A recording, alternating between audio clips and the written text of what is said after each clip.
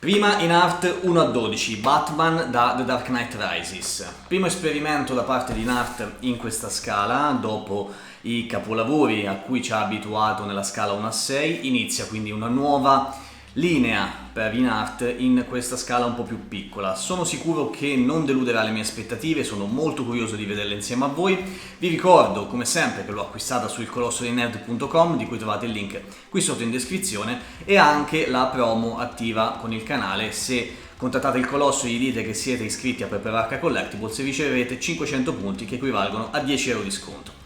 Adesso ragazzi cominciamo, andiamo ad unboxare questo Batman.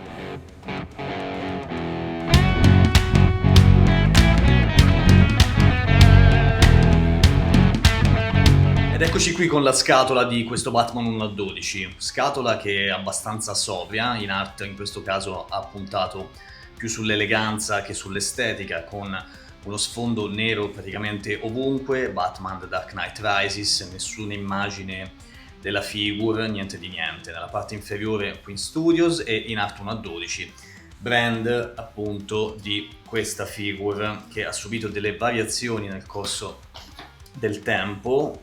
Prima si chiamava Morphig, poi prima ancora non ricordo sinceramente, ma adesso il nome definitivo è un banalissimo Inart 1-12. Andiamo ad aprirla. Io ovviamente apro sempre dalla parte inferiore le scatole con i sigilli Inart, tra l'altro, piccola chicca, e vediamo che cosa ci si presenta. Una scatola con due piani, due layer.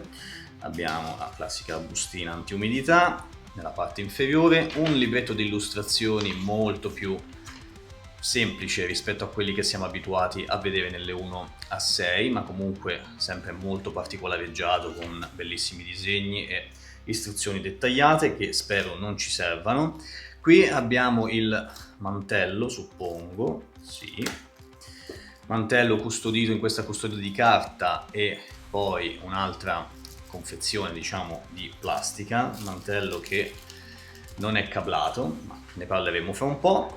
Poi sempre in questa parte inferiore abbiamo la basetta e con relativo supporto trasparente e il secondo head sculpt, quello esclusivo se non sbaglio della versione deluxe. Adesso andiamo a vedere ovviamente tutti gli accessori. Nella parte superiore invece la figure con mani intercambiabili e altri accessori. Quindi adesso li mettiamo tutti sul tavolo ragazzi e ne parliamo. Questi sono tutti gli accessori in dotazione a questo Batman 1-12 di Nart. Andiamoli a vedere a partire dalla basetta, che non è altro che una versione mini delle ottime basette già realizzate da Inart, piuttosto pesante per essere in questa scala, colorazione nero opaca su tutta l'intera superficie, quindi abbastanza anonima, nessun segno di diorama o altro. Nella parte frontale una targhetta cromata realizzata in metallo con l'iconica spaccatura e logo di Batman e la scritta The Dark Knight Rises. Nella parte posteriore invece Batman scritto bello grande al centro, logo di Inart 1-12, e a sinistra invece The Dark Knight Trilogy. Nella parte sempre superiore in fondo c'è il foro d'alloggiamento di tipo esagonale per questo supporto in plastica trasparente, che a me sembra davvero ottimo. È diviso in tre sezioni che possono essere, diciamo, regolate anche con delle viti per una maggiore sicurezza e stabilità della figure, e la claw non è a pressione come quella di Hot Toys, ma le due parti sono regolabili indipendentemente l'una dall'altra, quindi sembra essere un ottimo supporto. Dopo ovviamente lo testerò. Poi abbiamo un secondo head sculpt senza cappuccio, che dovrebbe essere esclusiva di questa versione deluxe, che andremo a vedere più nel dettaglio più tardi, gran figata. Due visi intercambiabili, in questo caso la parte inferiore dal naso alla bocca, insomma al mento, che possono essere ovviamente sostituiti a quello di default nella testa con il cappuccio. Basta appunto fare un pochino di pressione in questo punto e si può cambiare il faceplate senza nessun tipo di problema. Anche questo andremo a vedere più tardi. Mantello che secondo me è l'unica pecca di questa sezione accessori. Il tessuto mi sembra buono, piuttosto fine, leggero, morbido, ben fatto, con le pieghe nei punti giusti, ma assolutamente non è cablato. e quindi questo è un grosso difetto per un Batman 1/12 che dovrebbe essere usabile, e quindi il mantello non caplato non serve assolutamente a niente, può essere sostituito abbastanza facilmente andando ad agire sulla parte frontale del petto che, come vedete, è sostenuta da due magneti. Si vanno ad inserire le due parti che abbiamo visto poco fa qui all'interno e poi si va a richiudere il tutto in questo modo, niente di più semplice. Poi abbiamo per il comparto armi abbiamo due armi principali che sono il fucile ad impulsi elettromagnetici, buona la parte qui con questa plastica semitrasparente, anzi plastica trasparente azzurra. Non ci sono parti mobili, colorazione nero opaca, buoni dettagli appunto per essere così piccolo. Stesso discorso invece per il fucile per le bombe adesive. Anche qui nessuna parte mobile o staccabile, fate attenzione perché è realizzato in plastica morbida, quindi potrebbe rompersi qualcosa se fate troppa forza. Anche qui massima cura per i dettagli, buona la verniciatura, buona la scultura. Abbiamo poi il rampino, ormai iconico il rampino di questa versione di Batman, di quella di Nolan. Anche qui ottima la scultura, bellissimo secondo me, con questa doppia colorazione bronzea e nera per i dettagli. Anche qui nulla da dire, complimenti in art per aver realizzato degli accessori così ben fatti in una scala così piccola. 4 Batarang, di cui 2 piccolini, 2 un po' più grandi. Vi prendo questi più grandi perché sono davvero così piccoli da risultare difficili da maneggiare. Questi più grandi ovviamente sono un po' più dettagliati, hanno una parte piatta, quella sottostante, invece quella superiore ha questa sorta di pancia, insomma, per dare un po' di tridimensionalità al pipistrello. Ci sono poi diverse paia di mani che non sono tutte simmetriche. Sulla figure di default abbiamo i pugni serrati, mentre qui abbiamo altri 5 paia, di cui alcune simmetriche appunto, come ad esempio queste. Guardate, anche in questo caso la cura del dettaglio sia nella parte interiore dei guanti, nella parte del palmo, sia in quella superiore o esterna, con le nocche che sono scolpite a parte, non sono verniciate. Ottima la cura dei dettagli e del materiale del guanto. Guardate anche qui la struttura a nido d'ape, così sembra, almeno, veramente molto piccoli. Comunque massima cura anche da questo punto di vista, quindi davvero per gli accessori nulla da dire. Adesso spostiamoci sulla figure. La prima cosa che mi viene da dire guardando questa figure, tenendola in mano, è a primo impatto wow. Sembra davvero incredibile che sia una figure così piccola. Vi ricordo che stiamo parlando di circa 15 cm, qualcosina in più. Ma ragazzi, il livello di dettaglio, poi adesso andiamo a vederla per bene, ma il livello di dettaglio che vedo sull'armatura di questo Batman, questa scala è davvero eccezionale, a partire dalla testa. Lo sguardo, anche se gli occhi non sono ovviamente rotabili, ma sguardo, resa del cappuccio, sia come forma, come dimensioni che colorazione, ragazzi, sono perfette. Anche la bocca, la parte della bocca, la parte visibile, diciamo, del viso di Bale, ricorda appunto Bale. La somiglianza è incredibile e andando a vedere questo head sculpt ci rendiamo conto ancora di più di che lavoro è stato capace di fare in art in questo caso. Questa testa, prendendo soltanto il viso, è di praticamente 1,5 cm. Quindi la quantità e la qualità di dettagli su 1,5 cm di testa è davvero impressionante. Io credo di poter dire a mani basse che questo sia il miglior head sculpt che io abbia visto in un 1/12, come somiglianza, come painting, come scultura e tutto. E mi viene anche da dire che in art in questo caso sia riuscita a fare in una scala così piccola una scultura migliore di tante di quelle che ha fatto Hot Toys, per mettere un po' di pepe al video, in 1:6. Quindi in art sbrigati a fare una versione di questo Batman in scala più grande, per favore, perché la voglio. E l'unico problema di questa testa è che sarà veramente complicato scegliere come posare questo Batman, ne servivano 2, io lo sapevo. Comunque, in caso voleste cambiare questa testa per sostituirla a questa col cappuccio andrà rimossa appunto non solo la testa ma anche la parte del collo, cosa che adesso non farò, ma la farò poi in fase di posing. Anche questa, come vi dicevo, è un'ottima testa, non c'è ancora il cappuccio che metterò anche quello in fase di posing, quindi lo vedremo più avanti perché almeno così possiamo vedere bene i dettagli senza il mantello che ci dà fastidio. Dettagli dell'armatura anche perfetti, stavo notando appunto che le articolazioni, a parte questa dell'interno del gomito che è per forza di cosa visibile e non so come avrebbero potuto nasconderla, forse con un filo di tessuto o di qualcosa, non saprei sinceramente, però tutte sono nascoste egregiamente. Articolazioni che ovviamente ci sono e sembra anche essere molto posabile.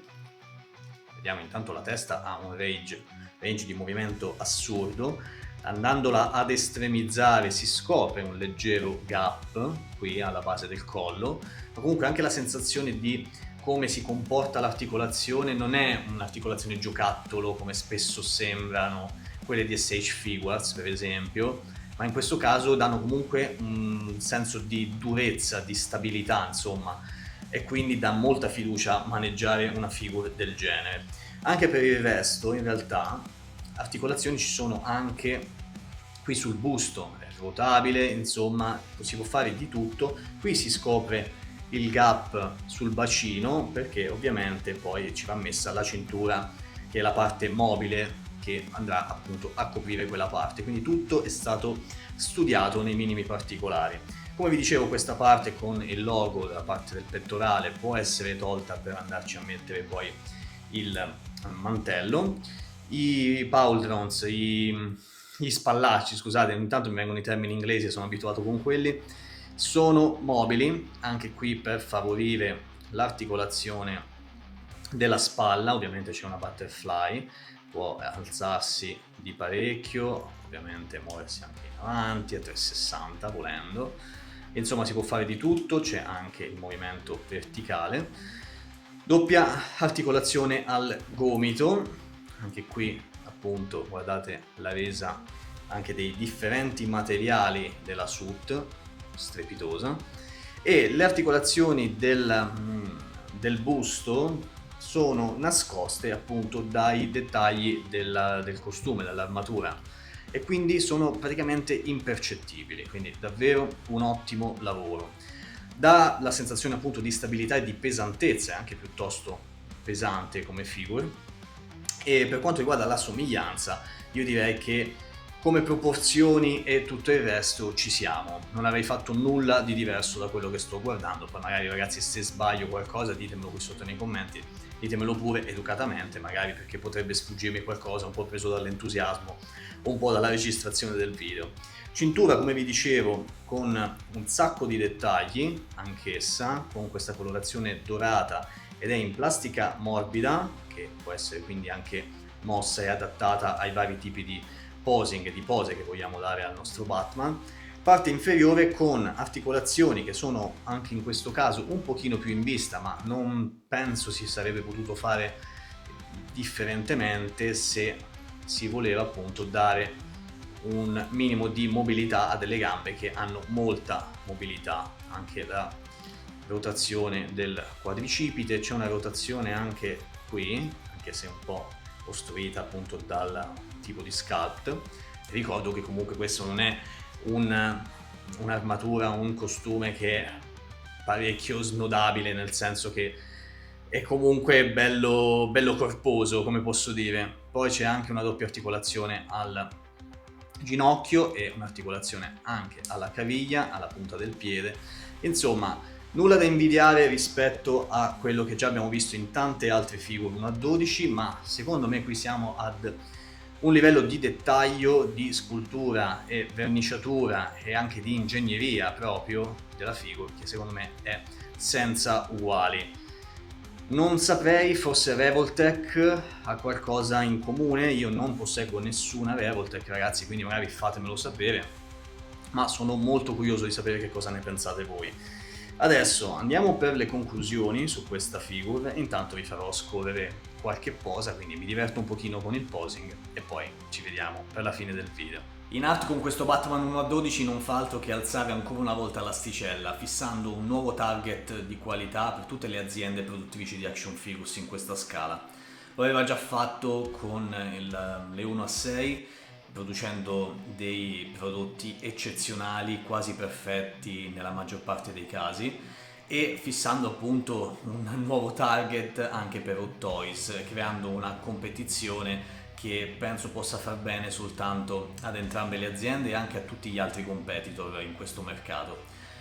Entrando appunto a gamba tesa nell'ambito delle 1-12, in art sicuramente è l'obiettivo da raggiungere. Questo Batman secondo me è un prodotto quasi perfetto ancora una volta, ma rovinato da quella banalità del mantello privo di cablaggio. Eccezionale su tutti i fronti, dai materiali che sono stati utilizzati al prezzo, che ricordo qui per l'Italia, prezzo colosso, per questa Deluxe Edition è stata all'incirca di 85-90 euro se non mi sbaglio, per la versione standard erano un 10-15 euro in meno, quindi dei prezzi super competitivi, sempre in paragone con altre figure della stessa scala che di solito tendono a costare anche di più in alcuni casi e offrendo prodotti di inferiore qualità a mio parere.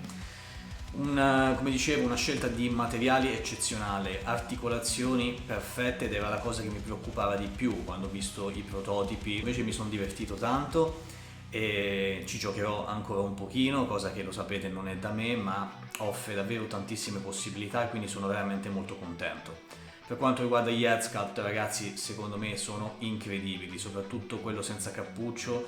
Un Christian Bale così, lo ripeto, soprattutto in questa scala non l'avevo mai visto di questa qualità e secondo me può competere anche con quelli in scala 1-6. Non voglio esagerare, perché ovviamente ci sono tanti dettagli in più in quelli 1-6, essendo una scala più grande, eccetera, ma in quanto a somiglianza, secondo me qui siamo veramente ad altissimi livelli.